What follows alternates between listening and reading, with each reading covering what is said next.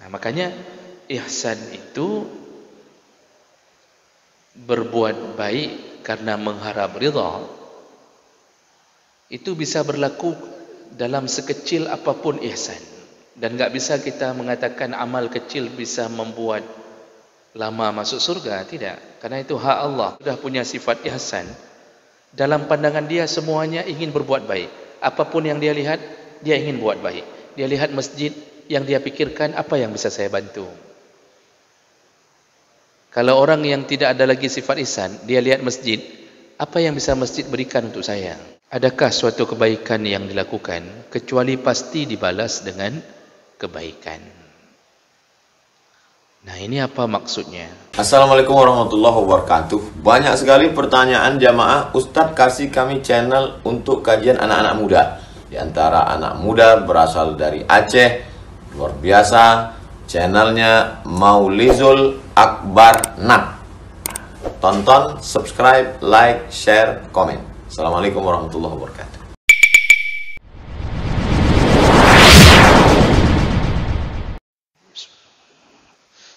Assalamualaikum warahmatullahi wabarakatuh. Alhamdulillahirabbil alamin. Wa bihi nasta'in 'ala umuri dunya waddin. Asyhadu an la ilaha illallah wahdahu la syarika lah. Wa asyhadu anna Muhammadan 'abduhu wa rasuluhul karim. Allahumma shalli wa sallim ala nabiyyina wa sayyidina al-Mustafa Muhammadin wa ala alihi wa ashabihi ajma'in. Amma ba'd. Rabbi shrah li sadri wa yassir li amri wahlul 'uqdatam min lisani yafqahu qawli. Segala puji bagi Allah, kemudian salawat dan salam pada Rasulullah, pada keluarga dan seluruh sahabat-sahabatnya. Bapak-bapak dan ibu-ibu, jemaah salat maghrib dan Aisyah yang Allah muliakan insyaallah. Di pertemuan kita yang terakhir, kita sudah membahas tentang siapa golongan yang paling mulia, dan Nabi menjawab, yaitu yang paling takwa, orang yang paling taat pada perintah dan paling takut pada larangan Allah. Dialah yang paling mulia di sisi Allah.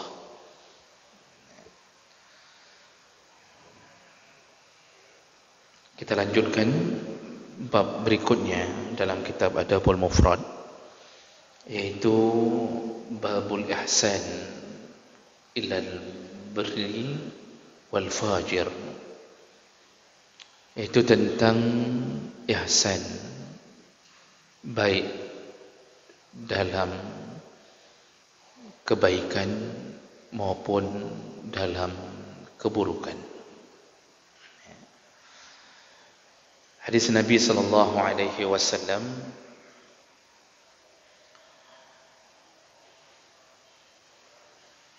dari Al-Humaydi, Allah Subhanahu wa taala mengatakan, hal jazaa'ul ihsan illa al-ihsan. Ini surat Ar-Rahman ayat 60.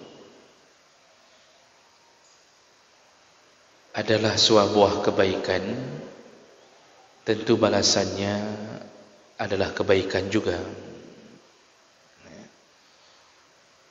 Sebuah kebaikan, balasannya adalah kebaikan. Lalu kemudian disambung dengan kalimat qal hiya musajjalatun lil birri wal fajir, dan konsep itu berlaku baik pada kebaikan maupun pada keburukan. Nah, Bapak Ibu yang Allah muliakan, ini perlu kita fahami lebih dahulu tentang al-ihsan. Ihsan itu salah satu daripada 3 pondasi agama yang paling tinggi. Ketika Jibril alaihi salam menjelma menjadi seorang laki-laki memakai pakaian berwarna putih, rambutnya hitam legam, menjumpai Nabi sallallahu alaihi wasallam di dalam masjid.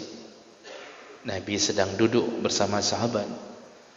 Langsung orang ini, yaitu maksudnya Jibril dalam bentuk manusia, dia mendekat ke Nabi dan langsung dia tempelkan lututnya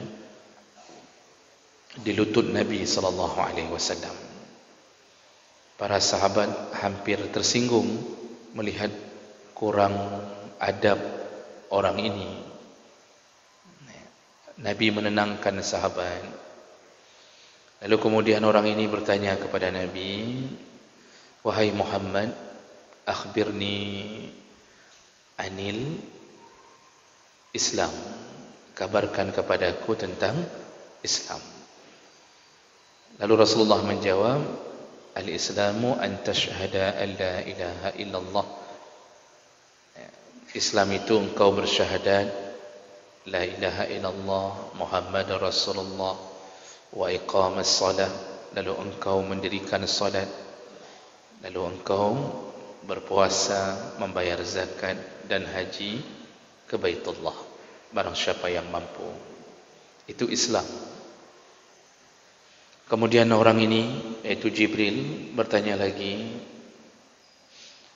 "Akhbirni 'anil iman." Kabarkan kepada aku tentang iman. Rasulullah menjawab, "Al-imanu an tu'mina billah."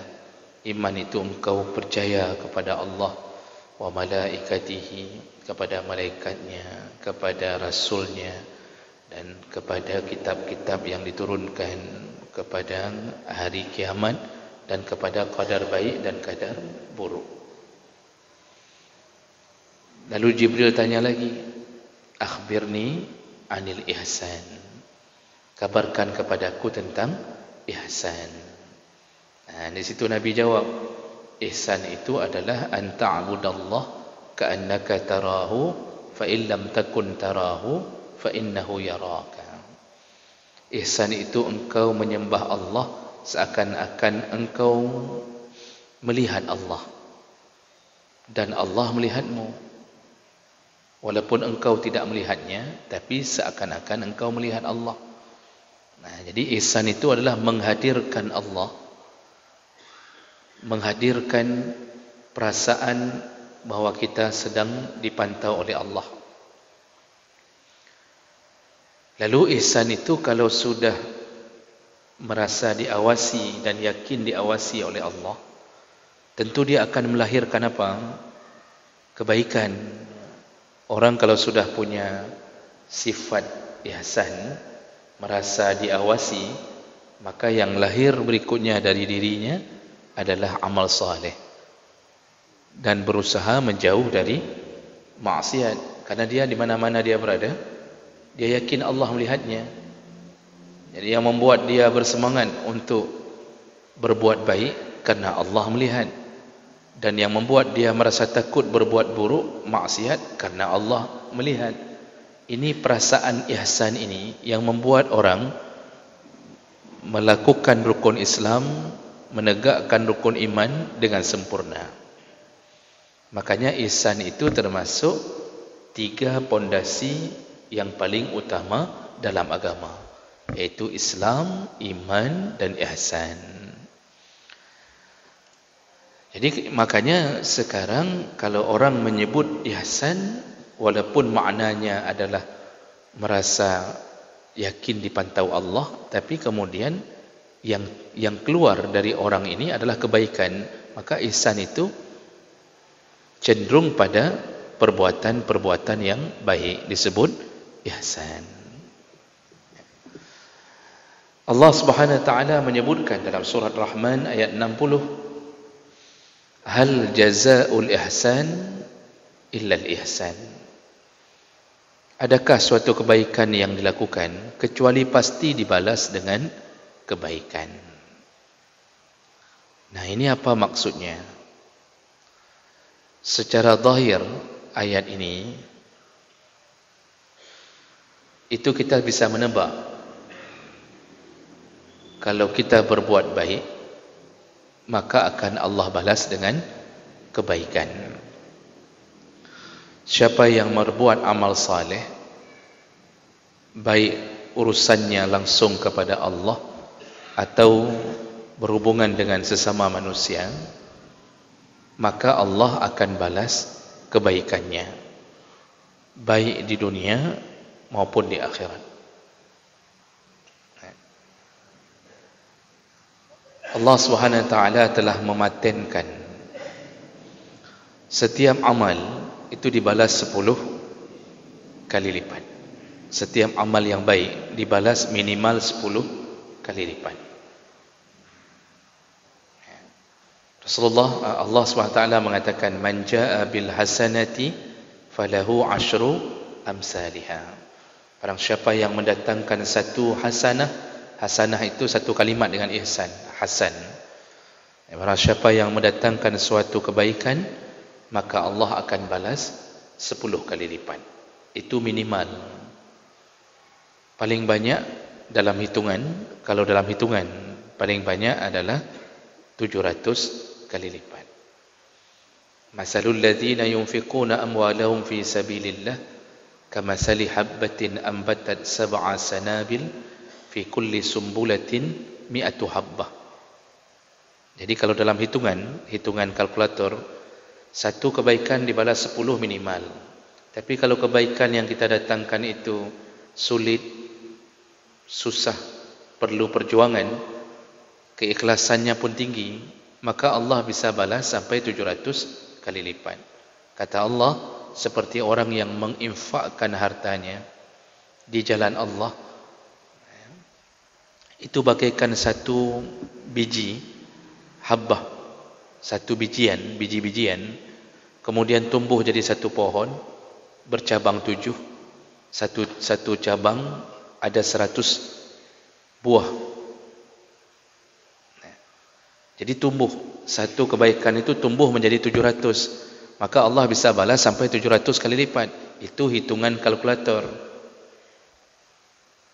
Tetapi ketika bicara tentang kekuasaan Allah, maka hitungan itu hilang. Allah bisa hitung tanpa kalkulator, suka-suka Allah. Yudha'ifu liman yasha. Allah bisa kali lipatkan pahala suka-suka. Kalau Allah sudah sayang hamba dengan kebaikan yang dia lakukan, hak Allah, Allah tidak lagi hitung 10 sampai 700, tapi Allah bisa langsung masukkan ke surga. Kalau Allah lihat kebaikannya diiringi dengan keikhlasan, dengan akidah yang benar, berharap-harap dari Allah, maka Allah bisa buat seperti itu.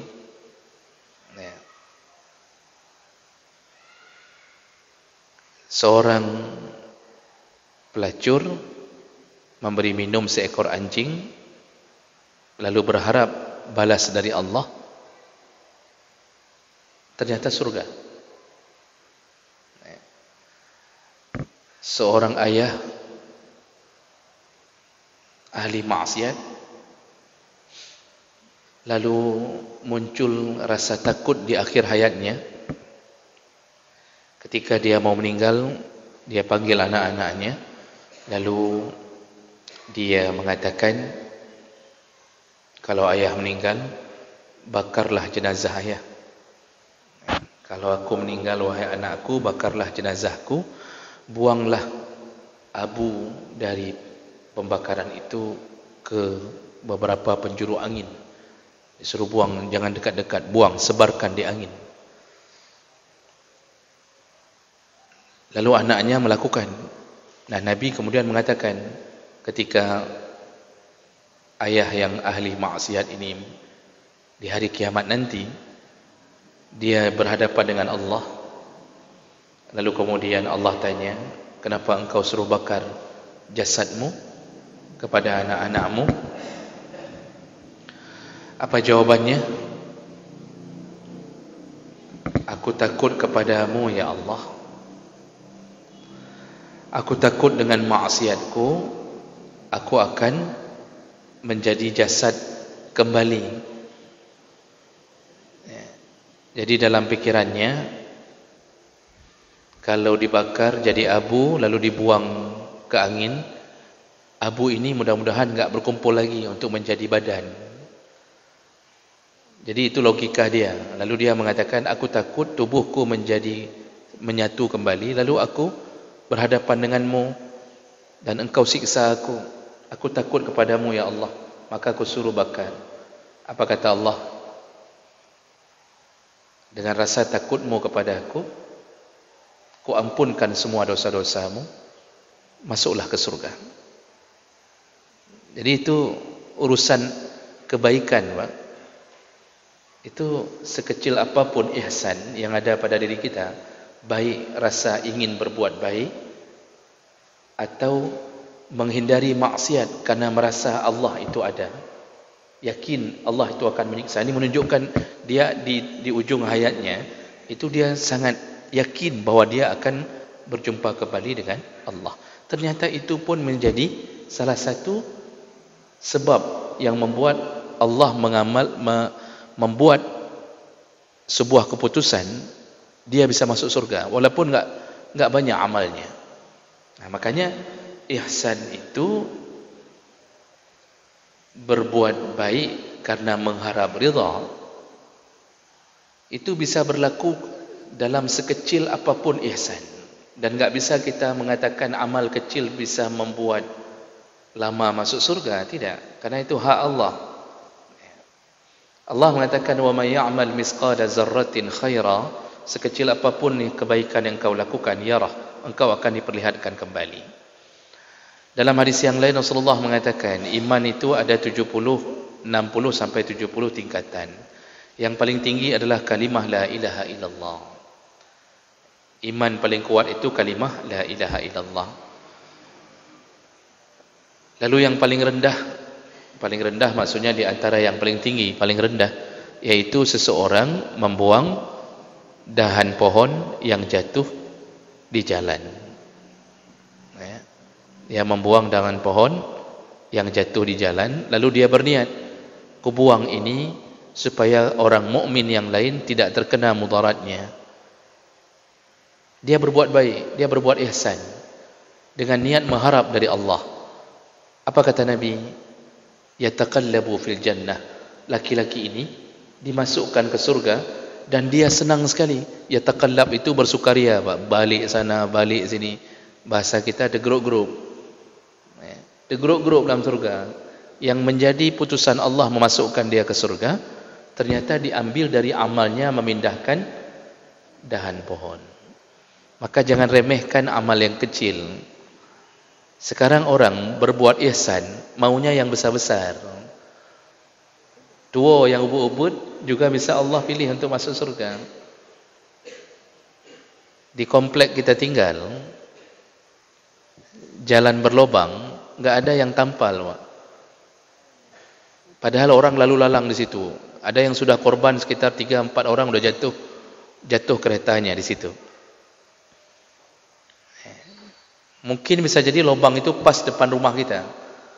Ada orang enggak mau mengambil ihsan di situ. Malah dia ambil pohon pisang, dia taruh dalam lubang itu. Tujuannya agar pemerintah perhatian. Padahal kalau dia beli semen 1 sak, apa sak madam? Enggak usah semen yang mahal lah. Semen yang murah. Ya, mungkin enggak usah 1 sak, setengah sak saja. Dia beli pasir karung. Pasir karung berapa? 6.000. 1 karung. Campur dengan semen, tutup. Modal paling habis 50.000 paling banyak kalau setengah sak ambil semen. Ambil karung 2, tampal lubang agar orang tidak jatuh. Berniatlah karena Allah supaya orang lain tidak jatuh ke dalam lubang ini, dalam kegelapan, ya, dalam genangan air. Masya Allah.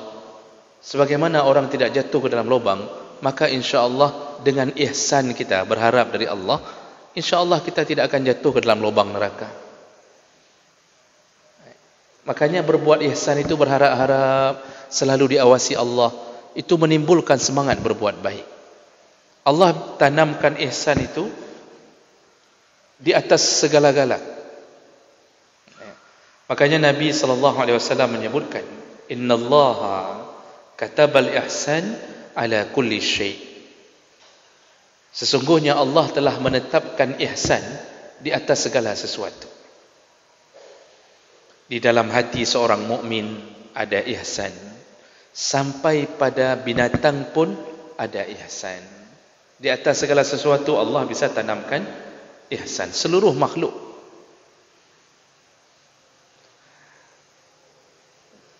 Kuda, kalau anaknya masuk ke dalam bahagian bawah kakinya, kuda itu mengangkat kaki agar tidak terinjak anaknya yang kecil-kecil. Kata Nabi, sifat Rahman Allah, sifat Rahman dan Rahim Allah itu sempurna. Allah titipkan di dunia itu hanya 1%. Dari 1% dibagi-bagi. Dibagi tingginya gunung, panasnya api, dinginnya air, indahnya sungai, indahnya selawah, indahnya gunung salak. Itu dari 1% itu Pak, dibagi-bagi. Di ujung hadis Nabi katakan, sampai diberikan Allah dari 1%, kuda mengangkat kakinya agar tidak terinjak anaknya. Makanya seekor ibu bebek, ibu iti, mak iti, itu tidak akan meninggalkan anaknya di belakang kalau dia menyeberangi jalan, Pak. Dipimpin oleh mamaknya itu anaknya paling belakang, itu setelah mereka lewat seberang jalan, itu diperhatikan dulu, ada yang masih tinggal atau tidak. Kalau ada, dijemputnya. Semua punya ihsan. Di dalam hati makhluk, semua ada. Namun ada yang kemudian tertutupi oleh hawa nafsu, tertutupi oleh tipu daya syaitan. Orang kalau sudah punya sifat ihsan, dalam pandangan dia semuanya ingin berbuat baik. Apapun yang dia lihat, dia ingin buat baik. Dia lihat masjid, yang dia pikirkan, apa yang bisa saya bantu? Kalau orang yang tidak ada lagi sifat ihsan, dia lihat masjid, apa yang bisa masjid berikan untuk saya? Bukan apa yang saya bisa berikan untuk masjid, apa yang bisa masjid berikan untuk saya? Dia lihat seorang janda, dia lihat anak yatim, orang yang punya sifat ihsan, langsung berfikir, ini orang ini miskin atau tidak. Selalu terfikir SPP-nya siapa yang bayar. Dia punya jajan di pesantren cukup atau tidak.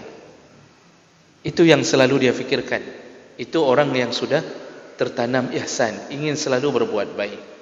Sampai urusan menyembelih binatang, Nabi SAW menyebutkan, innallaha katabal ihsan ala kulli syai'. Jadi Nabi menyebutkan lebih dahulu, sesungguhnya Allah telah menetapkan ihsan di atas segala sesuatu. Fa iza qataltum, sampai-sampai kata Nabi, kalau engkau ingin menyembelih, fa ahsinul qatlah, perbaguslah sembelihan.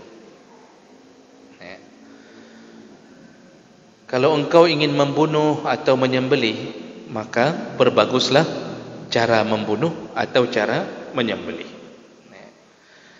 Wal yuhid ahadukum syafratahu wal yurih zabihatahu. Bagaimana caranya sifat ihsan keluar dalam urusan membunuh binatang yang jadi makanan kita atau menyembelih binatang yang jadi makanan kita? Caranya, kata Nabi, hendaknya dia tajamkan pisaunya. Tajamkanlah pisau, maka akan membuat penyembelihan itu terasa ringan bagi binatang.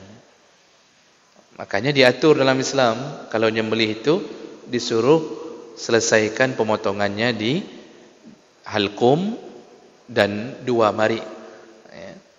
Karena ini tempat yang paling ringan dirasakan binatang ketika kita sembelih. Jangan ketuk kepalanya. Jangan ambil besi lalu masukkan ke dubur sampai keluar ke mulutnya. Lihatlah orang yang tidak mengenal Islam. Lihat di luar Islam, membunuh binatang itu suka-suka dengan cara mereka. Masya Allah, Islam agama yang benar ini mengajarkan bagaimana caranya binatang itu ketika disembelih sebagus-bagusnya pembunuhan. Sebagus-bagusnya pembunuhan. Disuruh percepat. Caranya sembelihlah di tenggorokannya dan 2 jalur nafasnya. Sampai segitu diajarkan ihsan. Maka berbuat baiklah dalam segala hal.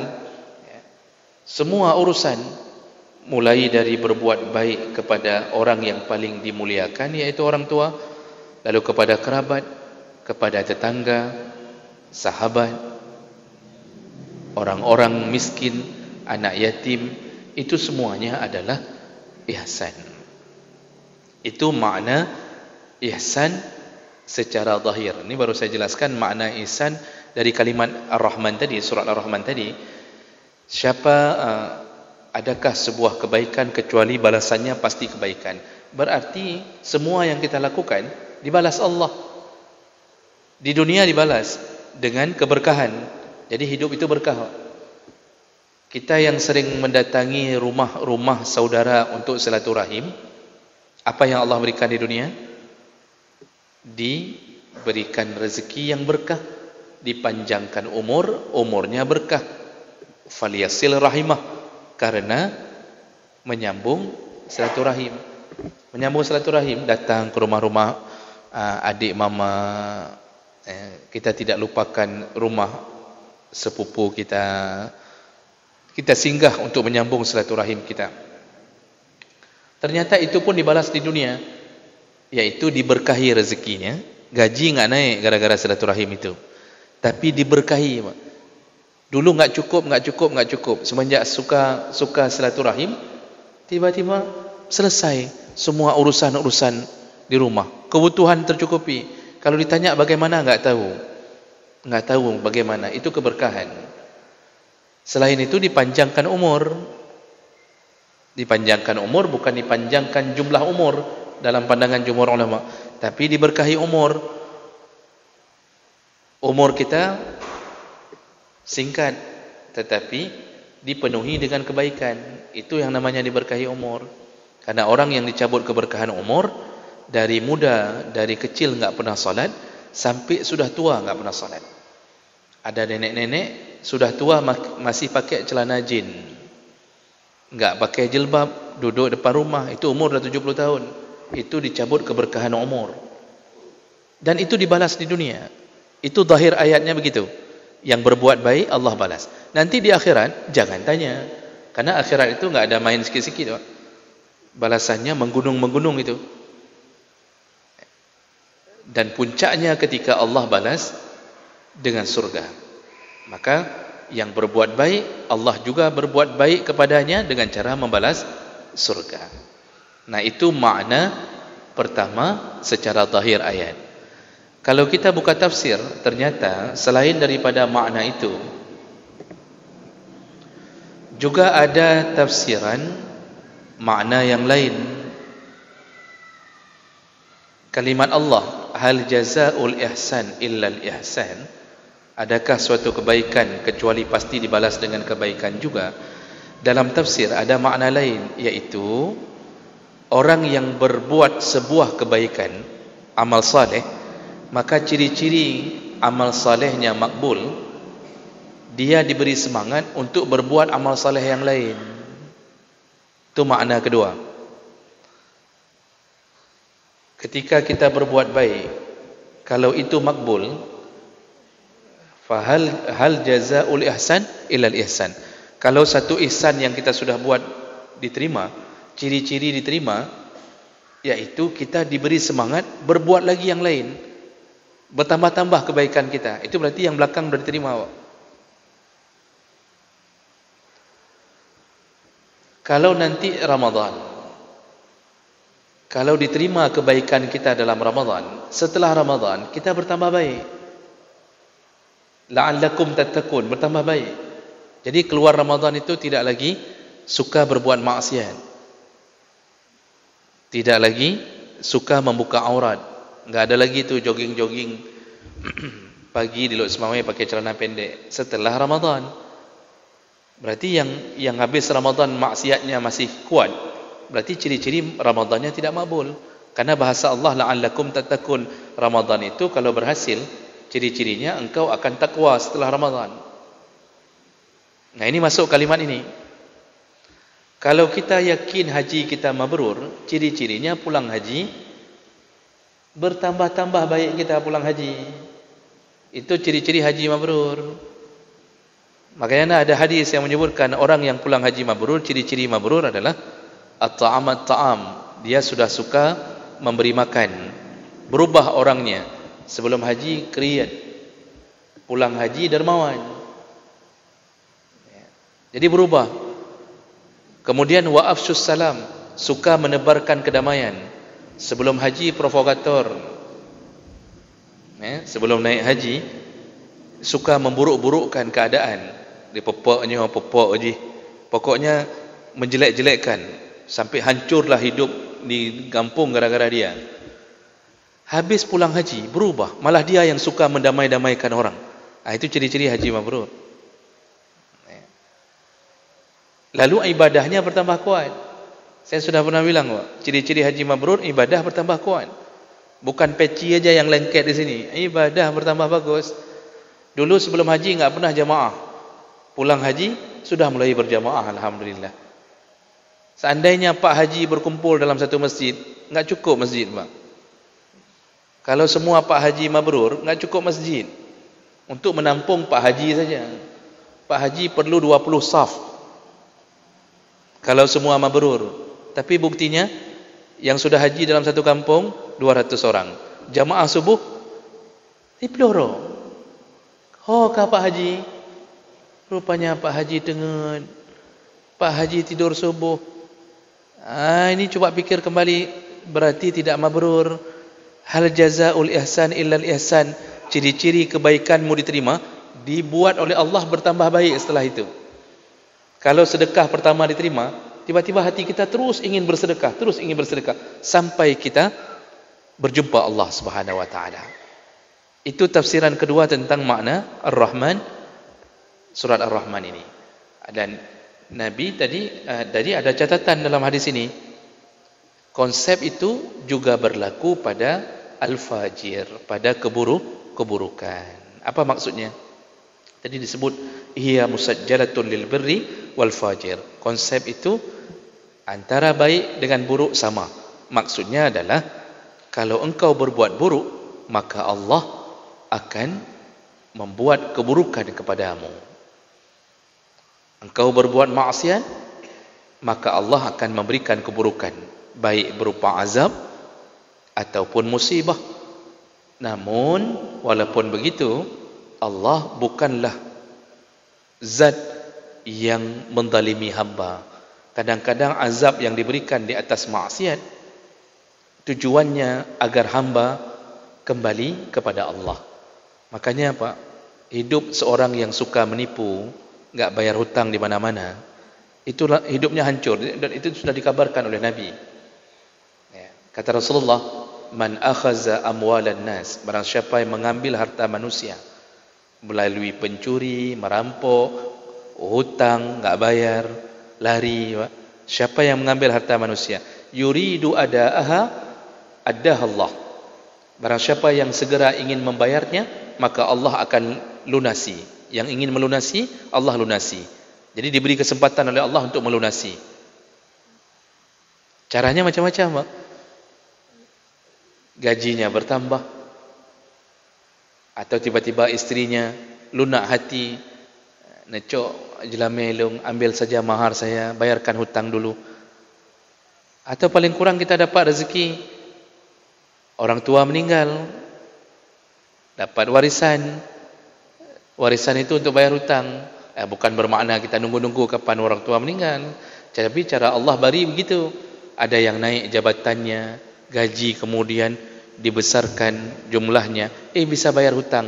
Macam cara Allah. Yang punya toko dulu kurang laku karena ada niat bayar hutang, dibuat Allah laku.